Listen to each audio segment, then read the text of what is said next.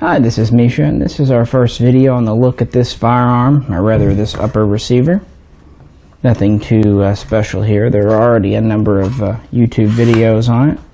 But this is the Taiwanese produced T91 upper, imported by Wolf as the A1 upper.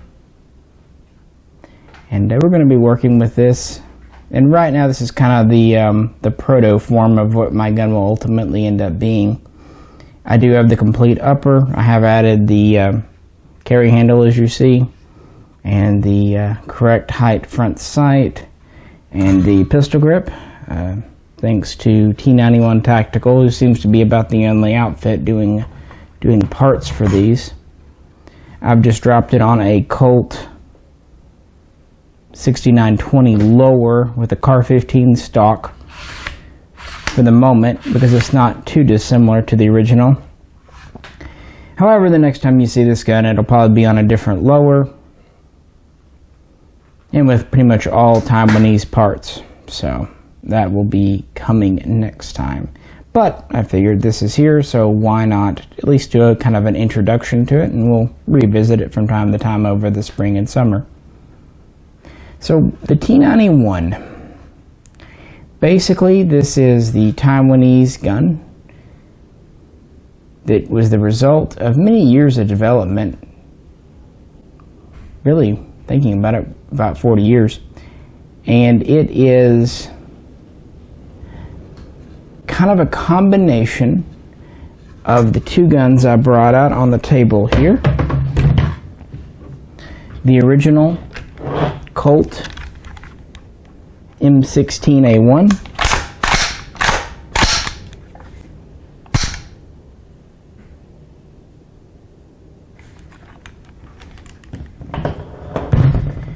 and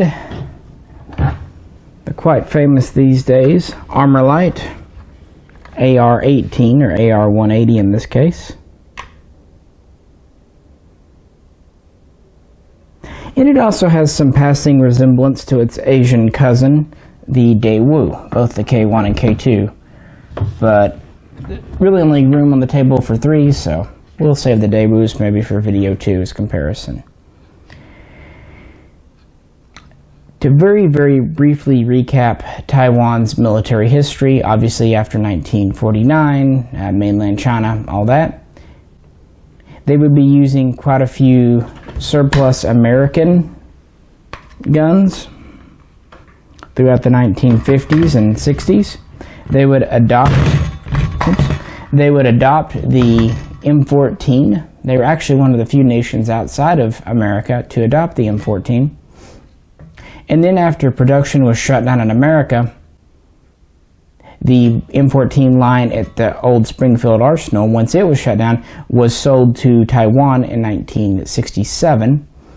And the following year they would put it into production as the Type 57 using the Taiwanese calendar.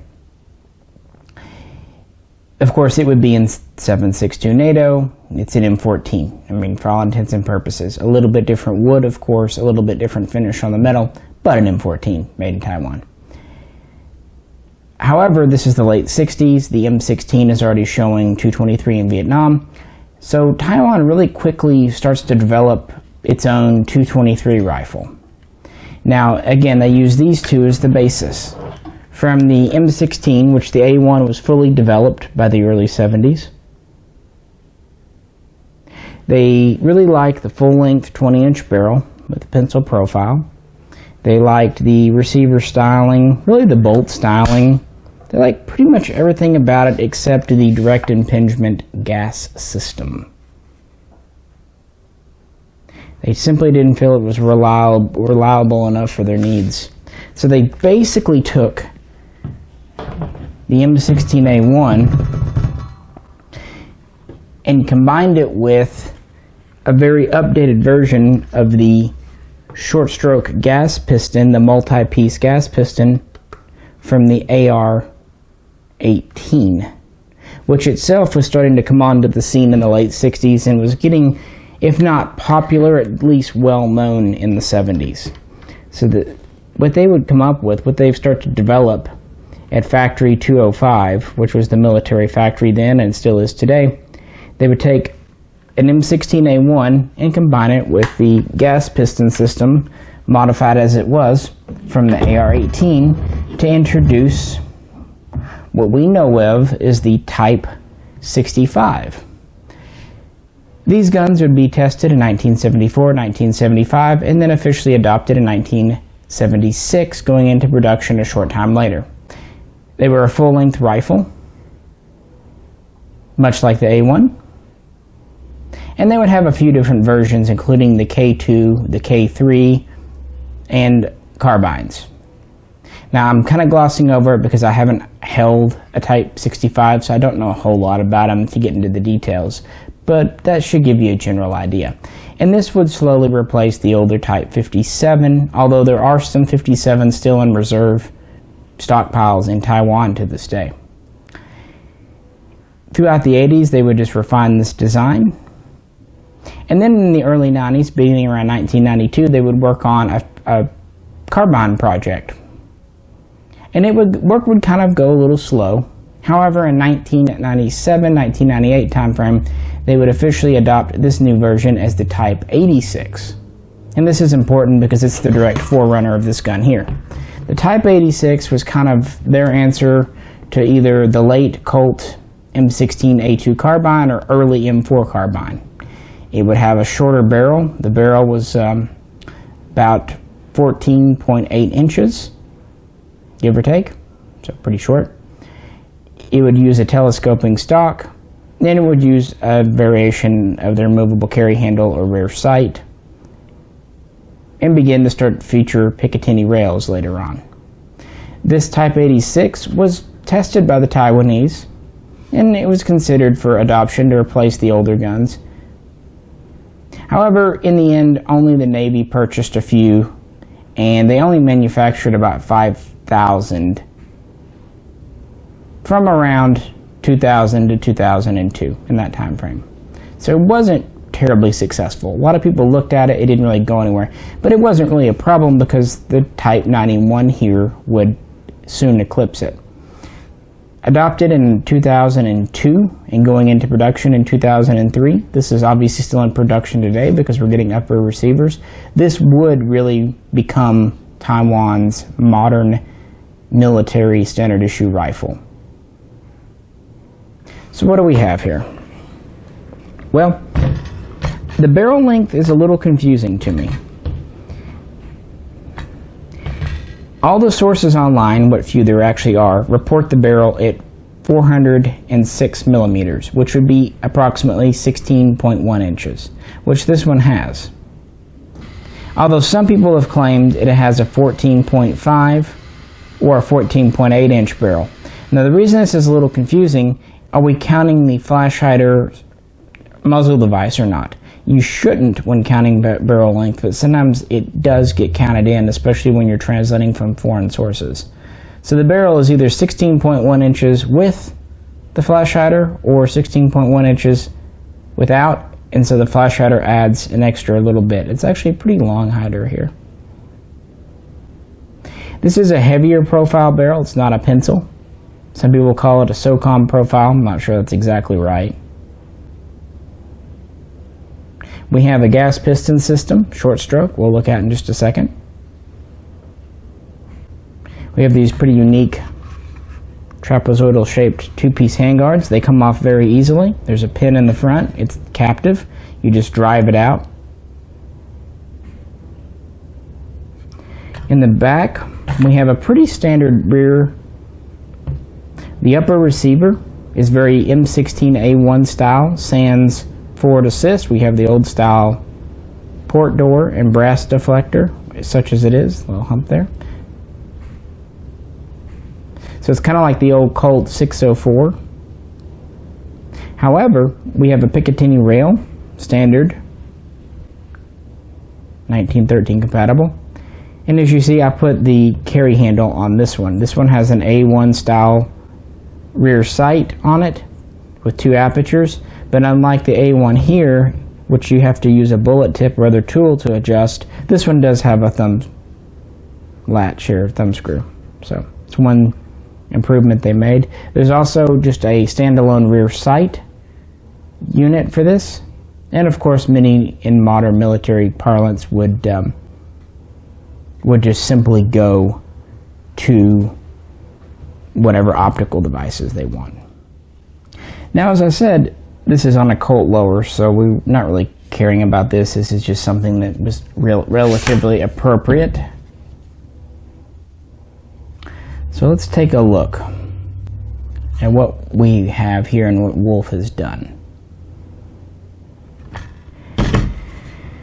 Alrighty, so Wolf is importing and selling complete upper receiver assemblies ready to drop onto any lower, such as this here. They will not come with the carry handle, they'll just be the pick rail, and they'll also come with a taller front sight post to work with a sight set on the pick rail.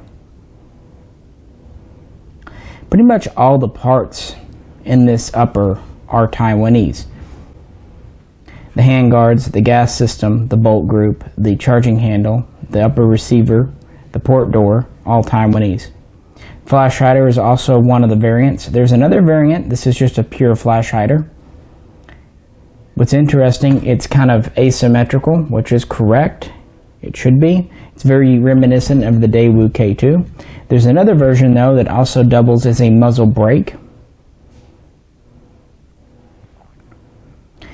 Now, the barrel is technically U.S. made because of current import regulations laws.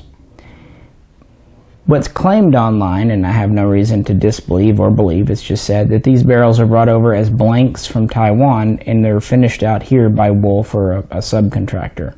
This would be nice to consider. That means at least the steel is Taiwanese military ordnance steel, so I'd like to believe that. Either way, it's a 1-in-7 twist nitrided barrel. So it should be quite a good barrel. We do not have M4 feed ramps because we're very much an A1 style gun. Normally this would be on an A1 style lower. We can still take standard mags with the T91.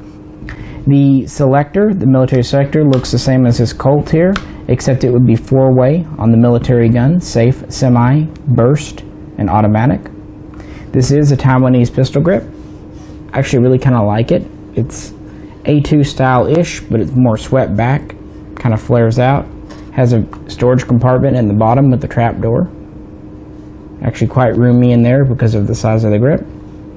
Now the original stock isn't on it, this is just a Colt, so look for that in a coming video. I do have some on the way. But it would still be a collapsing stock, more or less kind of patterned on the AR15. If you think about how this pistol grip resembles an A2, the stock for this kind of resembles this. Kind of the same general lines. So, let's see what we've got. Do a little quick disassembly. One thing I like about this gun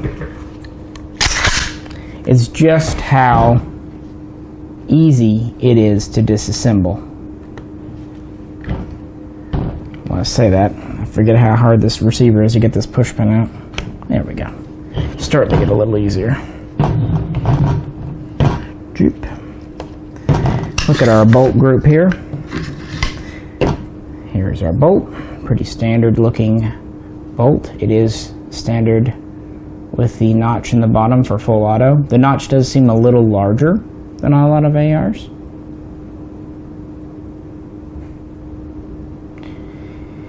We do not have serrations for the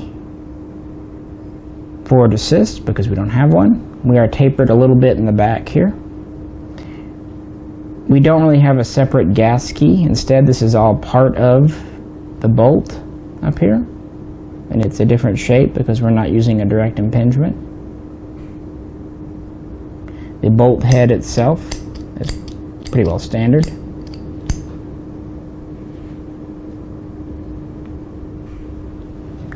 The charging handle is very greasy. Charging handle is pretty well standard, but it's a little modified to work with the piston bolt.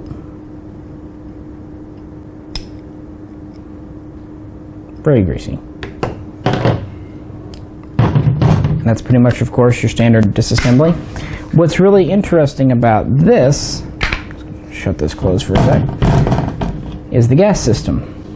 Even that AR180, AR18 has a pretty difficult, at least multi-piece gas system that requires major disassembly to get to. This, you just reverse that around, press it in and flip, then you screw this and flip, boop, and your gas system all comes out as one neat packet. It's all in here. Great for cleaning or maintenance. I'm not going to disassemble it today, we'll do it in another video. Just to disassemble this further, just take it down and twist, and it all pretty much comes apart. I think the packet system is pretty neat. So this is pretty much your internals, these two components here, at least outside of your trigger group, making cleaning easy. They also went to quite a bit of trouble to make sure that parts could not be easily lost in the field by using captive pins. Like I said, the handguard comes off very easily if you need to clean under the barrel. Here it goes. It's just a really slick system. We'll do it this way. There we go. I always have better luck when you get to line it up with the holes there. Now this pops down in, and then you just reverse it back around.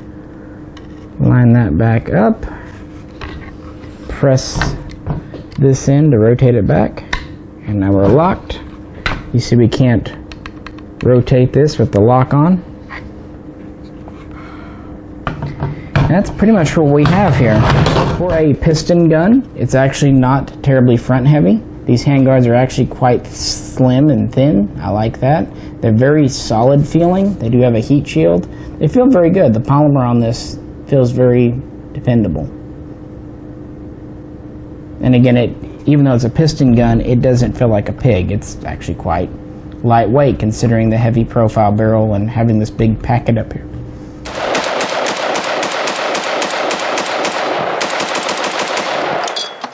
Held open.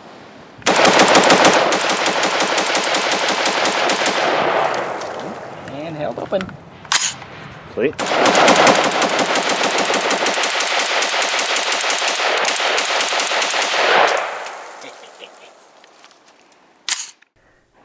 While we didn't have much time and not a large amount of ammunition to test it with, we were able to get out for a little bit to the short range and run a few rounds through the T91 after assembly. And since it is a Wolf branded upper, we thought we should try it with Wolf ammunition. So we used Wolf Performance, WPA. We used Wolf Military Classic, WMC. And we also had some Golden Tiger, which was made in Taiwan. In addition, we thought we would try a few different magazines. We used a 20-round Colt metal mag. We also used a Troy mag and a Magpul mag. And as kind of is becoming tradition with us now, we used a Russian 45-round puff gun mag, which we've been pretty much using every time we go fire anything with 223, just to see if it works. So, what happened? Well, 100 to 150 rounds fired through the T91 by both Jay and myself, and we experienced no failures. It cycled 100% using all ammo types and all magazine types. Recoil was quite gentle and pleasant. No parts came loose, malfunctioned, failed, fell off, anything like that. Of course, there and again, only the upper is from Wolf, the lower is still a Colt lower. And that's about it. It was a relatively warm day, so the barrel did heat up. We did try a 60-round rapid fire, and the barrel did get warm, but thankfully they did not transmit to the handguards thanks to the gas piston system or the bolt. So really only the barrel got warm. And it cooled off quite nicely. And again, the handguards did not transmit much heat. Only the front end of the top handguard got a little toasty, but the bottom handguard stayed cool, and the back part of the upper handguard was only a little bit warm. So far, so good. We were very happy with how it shot. We were very happy with the quality and how it fitted together with the Colt parts. And we are very excited to get back out to the range and test fire it again. So stay tuned and we'll get to that as soon as we can. These uppers are being imported by Wolf, also sold directly by Wolf. This one came from Atlantic Firearms. AIM Surplus also carries them. You don't need an FFL to order because it's just an upper.